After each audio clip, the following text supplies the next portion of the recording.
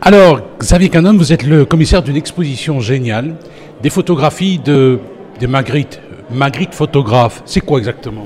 Magritte est un grand peintre, Magritte n'est pas un peintre, disait Louis Kuttner. Magritte n'est pas plus un photographe.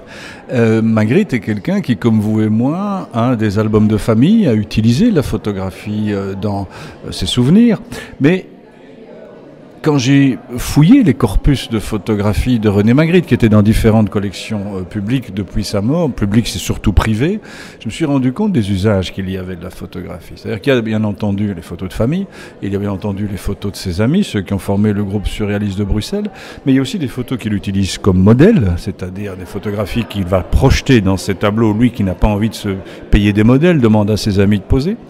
Mais il y a aussi un regard par rapport à la photographie, une attitude par rapport à la caméra. Il refuse en quelque sorte que la caméra enregistre ce qu'il pourrait donner de lui, ce qu'il pourrait être, un peu comme dans sa peinture, il refuse de laisser au monde ses apparences.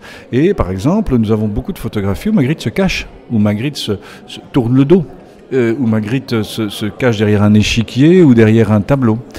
C'est-à-dire refuser au fond la ressemblance. Il dit lui-même quand il fait des portraits, il en fait quelques-uns dans sa vie, mais ça ne lui plaît pas, qu'un portrait ne dit rien de la personne. Et donc une photographie ne dit pas plus. Grand nombre de photographies où Magritte se présente les yeux fermés, comme tourné vers son monde intérieur. Non pas dormant, parce que sa peinture, il le dit souvent, n'est pas une peinture de rêve, mais une peinture dans laquelle il se conscientise, où il forme un travail de réflexion qui fait de lui un philosophe, un poète, beaucoup plus qu'un peintre.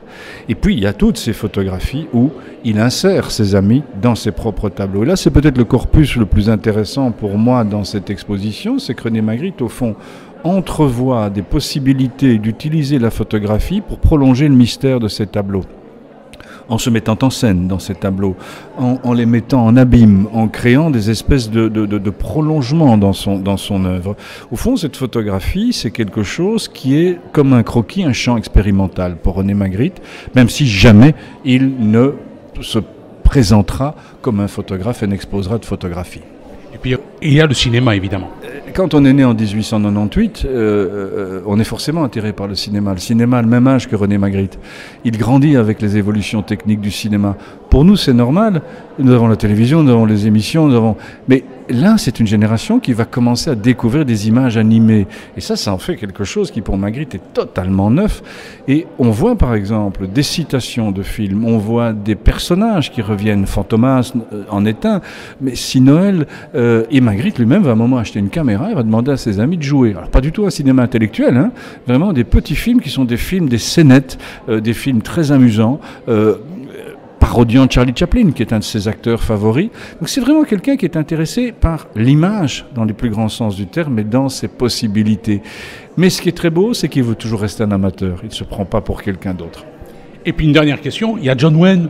Il paraît qu'il y aurait eu des trucs avec Magritte et John Wayne. Il semblerait apparemment que vous avez investigué. Alors je suis en train de lire une grosse biographie de John Wayne, mais elle est en anglais, donc j'y vais tout doucement, parce qu'il semble que René Magritte a aimé, que John Wayne, excusez-moi, a aimé l'œuvre de René Magritte. Quelqu'un qui est rentré des États-Unis lui a dit un jour, alors qu'il n'était pas encore allé aux États-Unis, John Wayne aime bien vos œuvres. Alors j'ai pas encore trouvé, si un de vos auditeurs me le trouve, je serais très heureux, la mention d'une collection qu'aurait pu faire John Wayne, mais peut-être a-t-il tout simplement vu les expositions et apprécié. Alors vous imaginez, pour un petit gars né à Lessines, ayant grandi à Charleroi, vivant dans une petite ville, petite capitale qui est Bruxelles à l'époque, apprendre que John Wayne aime sa peinture et que son nom le précède. Alors quand il va aux États-Unis pour la première fois en 63, on lui présente des milliardaires, on lui présente des collectionneurs, on lui présente...